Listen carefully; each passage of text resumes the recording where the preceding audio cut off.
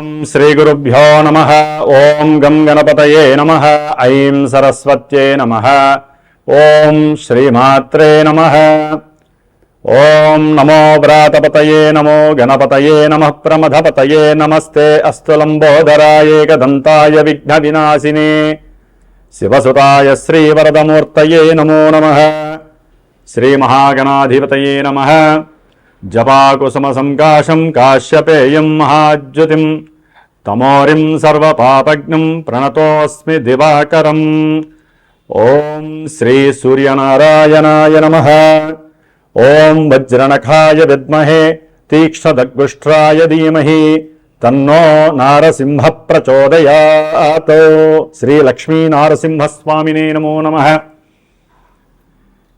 ఈ ఛానల్ను వీక్షిస్తున్నటువంటి ప్రేక్షకులందరికీ కూడా మకర సంక్రాంతి శుభాకాంక్షలు, అలాగే భోగి మరియు కనుమ కూడా శుభాకాంక్షలు తెలియజేస్తూ ఈ యొక్క జనవరి 2026వ సంవత్సరంలో మనకి ఈ మకర సంక్రమణం అనేటటువంటిది అనగా మనకున్న ద్వాదశ రాశుల్లో సూర్య భగవానుడు మేషాదిగా మీనరాశి పర్యంతం 12 రాశుల్లో కూడా రోజుకి 1 డిగ్రీ చొప్పున ఒక్కొక్క రాశిలో 30 డిగ్రీలు పరిభ్రమిస్తూ దాదాపుగా మేషరాశిలో ఉన్నప్పుడు ఆయన ప్రవేశం జరగంగానే మేష సంక్రమణం అని, వృషభంలో ప్రవేశించిన తర్వాత వృషభ సంక్రమణం అని, అట్లా అన్ని రాశులు కూడా ఆయన సంచరిస్తూ ఇప్పుడు మనకి కాలమానంలో ఉత్తరాయణము దక్షిణాయనము అనేటటువంటి 2 ఆయనాలు ఉన్నాయి. అంటే మనకి సంవత్సరం ఎట్లయితే విశ్వావసునామ సంవత్సరాలు అట్లా సంవత్సరాలుగా 60 ఉంటాయో దాని తర్వాత ఆయనాలు 2 ఉంటాయి. దాంట్లో సూర్యభగవానుడు కర్కాటక రాశి నుంచి మకర రాశి వరకు సంచరించేటటువంటి ఆ కాలాన్ని దక్షిణాయన పుణ్యకాలం అంటారు. ఈ దక్షిణాయన పుణ్యకాలంలో మానవులకి కోరిక మరియు వాంఛలు నెరవేరటానికి, ఒక క్రమబద్ధీకరణమైనటువంటి జీవితాన్ని అనుభవించటానికి, దైవత్వం మీద మన యొక్క ఆచారాల మీద సాంప్రదాయాల మీద సరైనటువంటి అవగాహన, వాటి యందు నిర్ణీతమైనటువంటి ఒక దృష్టిని కేంద్రీకరింపజేస్తూ ఎన్నో ఉపవాసాలని, దైవారాధనలు, ఎన్నో పూజలు మనకి ఆశ్వీజ మాసం, అమ్మవారు, కార్తీక మాసం, ఈశ్వరారాధన, అలాగే మార్గశిర మాసం, పౌష్యమాసం, ఇట్లా ఈ మాసాలన్నీ కూడా దాటుకుంటూ చాతుర్మాస్య వ్రతాలన్నీ అయిపోయిన తర్వాత సూర్యభగవానుడు ఈ యొక్క జనవరి 14వ తేదీన మకర రాశిలోకి తన యొక్క సొంత నక్షత్రమైనటువంటి ఉత్తరాషాఢ నక్షత్రము 2వ పాదంలో తన యొక్క సంచారాన్ని మకర రాశిలో ప్రవేశం చేస్తూ ఉంటాడు. ఆ మకర రాశిలోంచి మరలా కర్కాటక రాశి వరకు వెళ్ళేంత వరకు, అంటే మిథున రాశి అంతం వరకు కూడా ఆయన పరిభ్రమించే ఈ 6 నెలల కాలాన్ని ఉత్తరాయణ పుణ్యకాలం అంటారు.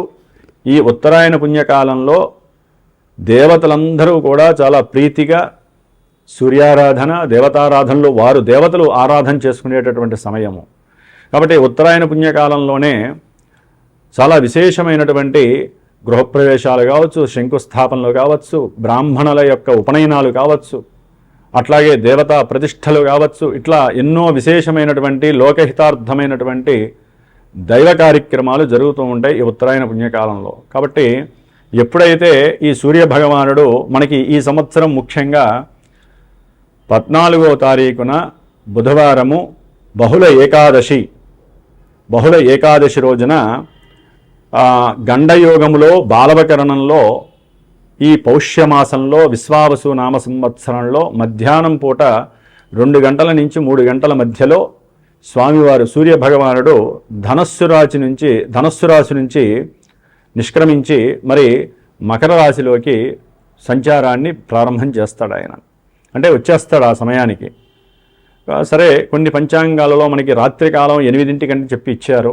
సరే, ఎవరి లెక్కలు వాళ్ళకు ఉంటాయి. దృగ్గణితాలని, పూర్వగణితాలని, రకరకాల గణితాలు ఉంటాయి. ఏదేమైనప్పటికీ ఎక్కువగా మనకి ఈ మధ్యాహ్నం పూట 14వ తారీఖు ఈ యొక్క సమయాన్ని మకర సంక్రాంతి అని మనం చెప్పుకోవాలి.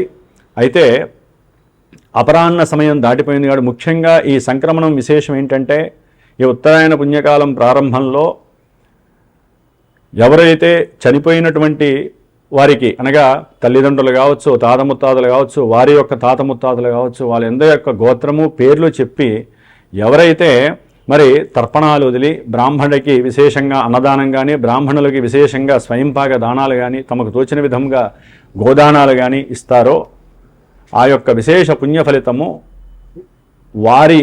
వారికి మోక్షప్రాప్తి, స్వర్గప్రాప్తితో పాటుగా ఈ కార్యక్రమాలు నిర్వర్తించడం ద్వారా ఇక్కడ భూలోకంలో వీరి యొక్క సంతతి, వీరి యొక్క వంశము వృద్ధి చెందుతుంది, గోత్రము నిత్యము కూడా వృద్ధి చెందుతుందని చెప్పి మన యొక్క పూర్వీకులు చెప్పి ఉన్నారు.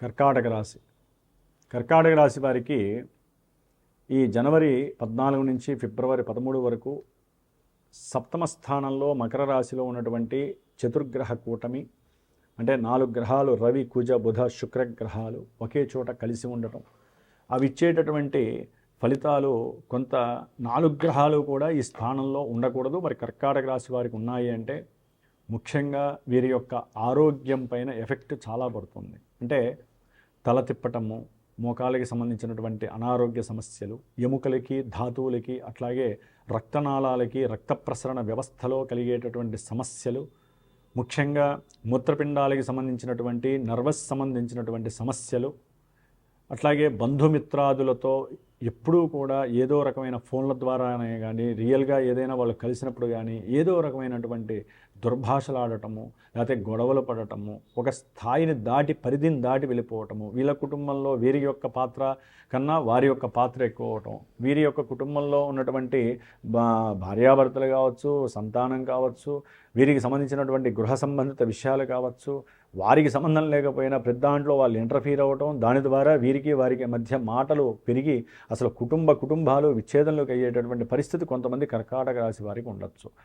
అయితే ముఖ్యంగా వీరికి సప్తమంలో ఉన్నటువంటి ఈ 4 గ్రహాలు ఒక భాగస్వామ్యం, అంటే భార్యాభర్తల మధ్య భాగస్వామ్య విషయంలో, కుటుంబంలో, అది తిండి దగ్గర కావచ్చు, ధనపరమైనటువంటి విషయాల పరంగా కావచ్చు, లేదా వీరికి ఏదో నేత్రపరమైనటువంటి సమస్య వస్తుంది ఈ కుటుంబంలో, దానికి తీసుకెళ్ళాలని భార్య అడిగింది అనుకోండి, లేదా భర్త భార్యని అడిగాడు అనుకోండి, వీళ్ళ మధ్య ఆలస్యం కావటము, లేకపోతే ధనపరమైనటువంటి ఇష్యూస్ వలన కావచ్చు, లేకపోతే ఆ సమయంలో ఎవరో ఒకరి ఇంటికి బంధుమిత్రాదులు రావచ్చు, దానివలన ఈ యొక్క కార్యక్రమాలు పోస్ట్ పోన్ అవటం, దాని ద్వారా నేత్ర సంబంధిత సమస్యలు పెరగటం. అట్లాగే విద్యార్థులు, ముఖ్యంగా విద్యార్థులకి విద్య యందు ఆసక్తి చాలా తగ్గిపోతుంది. సంఘంలో ఉన్నటువంటి వేరే వ్యాపకాలు, అంటే ప్రయాణాలు చేయాలి, లాంగివిటీకి సంబంధించినటువంటి దూర ప్రయాణాలు చేయాలి అనేటటువంటి ఆలోచన వీరికి ఎక్కువగా కలిగే అవకాశము కర్కాటక రాశి వారికి ఎక్కువగా కలుగుతుంది. ముఖ్యంగా వీరు వృత్తి వ్యాపార రీత్యా, ఉద్యోగరీత్యా కంపల్సరీ ఎన్నో మార్పులు కలిగే అవకాశం ఉంటుంది. సంఘంలో వీరికి ఉన్నటువంటి కీర్తి ప్రతిష్టలు కొంత సన్నగిల్లి వీరికి మచ్చబడేటటువంటి అవకాశం ఉంటుంది. ముఖ్యంగా ఆర్థికంగా వ్యాపారంలో పెట్టుబడులు పెట్టినటువంటి వాళ్ళకి, పెట్టుబడి పెడదాం అనుకున్న వాళ్ళకి, కొత్త వ్యాపారం ఏదైనా చేయాలి అనుకున్నటువంటి వారికి, ఆల్రెడీ వ్యాపారం ఉండి రెండో వ్యాపారం చేయాలనుకునే వాళ్ళకి కొంత ఇబ్బందికరమైనటువంటి పరిస్థితి అని చెప్పుకోవచ్చు. కొంతమంది ద్వితీయ కళ్యాణం కోసం, అంటే మొదటి భార్య చనిపోయినా, మొదటి భార్యతో విడాకులైపోయినా ద్వికళ్యాణ యోగం కోసం పరితపించే వారికి కొంత మాట ముచ్చట్లు జరిగే అవకాశము, దాంట్లో కొంత జాప్యము జరగటము, దాని ద్వారా వీరిలో ఒక రకమైనటువంటి డిసప్పాయింట్మెంట్స్ జరిగే అవకాశము కర్కాటక రాశి వారికి కలుగుతుంది. ఏదేమైనప్పటికీ ఈ సప్తమ భావంలో ఉన్నటువంటి బుధగ్రహము వీరి యొక్క వ్యాపారంలో భాగస్వాముల మధ్య మాట పెరగటము, ఒకరి ఆలోచన ఒకరికి కలవకపోవటము, లేదా ధన విషయంలో గవర్నమెంట్ వీరికి ఏదైనా ఒక కాగితం పంపిస్తే, అంటే వీరి వ్యాపారం మీద ఏదైనా ఒక చెడు అనేటటువంటి ముద్రపడి దానికి సంబంధించిన కాగితం పంపించినప్పుడు వీరు లాయర్లను కలవటము, న్యాయస్థానాలకు వెళ్ళటము, అక్కడ కూడా వీరికి సరైనటువంటి ఫలితం కలగకపోవటము, ఇలాంటివి వ్యాపారంలో ఎన్నో 100 రకాల సమస్యలు, 100 రకాల వ్యాపారస్తులకి రకరకాల ఇబ్బందులు కలుగుతాయి. కొంతమంది రాజకీయ నాయకులకి ఆర్థికంగా నష్టపోయే పరిస్థితి, వారి వ్యాపారాలలో మోసాలు జరగటము, లేకపోతే గవర్నమెంట్ ఉద్యోగస్తుల ద్వారా మీకు కొంత బెదిరింపులు రావటము, ఇట్లా మల్టీపర్పస్గా కర్కాటక రాశి వారికి ఆర్థికపరమైన విషయాలు, గవర్నమెంట్ పరమైన విషయాల్లో ఇబ్బందులు కలుగుతాయి. అట్లాగే సంతానరీత్యా కూడా, అంటే రెండో సంతానం కనేటటువంటి వాళ్ళు ఆలోచనలో కానీ, కొంతమంది దానికి రెడీగా ఉన్నటువంటి వాళ్ళకి కొన్ని అనుకూలమైనటువంటి పరిస్థితులు అయితే ఉన్నాయి. కానీ ఈ గ్రహాల యొక్క సమ్మేళనం వలన వాటిల్లో కొన్ని ఇబ్బందులు కూడా కలిగేయడానికి అవకాశం ఉంటుంది. సరైనటువంటి ఔషధ సేవనం, సరైనటువంటి డాక్టర్లని మీరు కన్సల్ట్ అవ్వడం చాలా విశేషము. సంతానం అంటే ద్విసంతానానికి సంబంధించినటువంటి వాళ్ళు, అట్లాగే సంతానపరంగా కొంతమంది ఏదైనా వృత్తి ఉద్యోగాదుల్లో దాని గురించి ఏదైనా కాస్త మార్పులు చేర్పులు జరుగుతున్నప్పుడు ఇంట్లో చర్చిస్తూ ఉంటారు గృహంలో.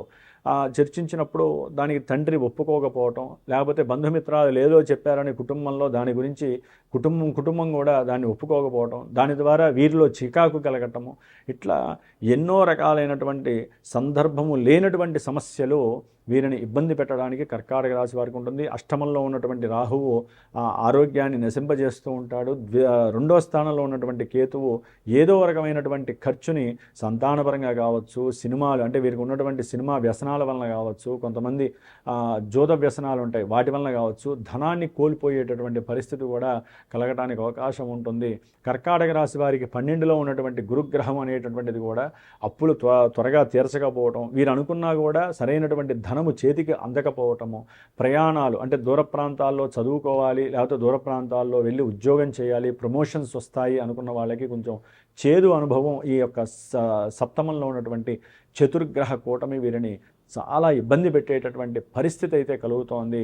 ఏదేమైనప్పటికీ కూడా తల్లిగారి యొక్క ఆరోగ్యం పట్ల వీరికి ఉన్నటువంటి గృహ సముదాయాలు, లేకపోతే స్థలాలు, భూములు, రియల్ ఎస్టేట్ సంబంధించిన వ్యాపారస్తులు కావచ్చు, పెద్ద పెద్ద పారిశ్రామికవేత్తలు కావచ్చు, మందులు తయారీ చేసేటటువంటి డ్రగ్గిస్టులు కావచ్చు, లేదా వైద్యశాలల్లో పనిచేసేటటువంటి నర్సులు, వైద్యశాలలకు సంబంధించినటువంటి వాళ్ళు, పెద్ద పెద్ద డాక్టర్లు, అట్లాగే మల్టీ మిలియనీర్సు, వ్యాపారాలు అంటే ఇటు వస్త్ర వ్యాపారాలు, బంగారపు వ్యాపారాలు, లేదా ఏదైనా సరే ఆకుకూరలు వ్యాపారాలు, కూరగాయల వ్యాపారాలు చేసేవాళ్ళు, వీళ్ళందరికీ కూడా కొంత ఫ్లక్చువేషన్స్ వలన ఏమి చేయాలో అర్థం కాని పరిస్థితి కర్కాటక రాశి వారికి కలుగుతోంది.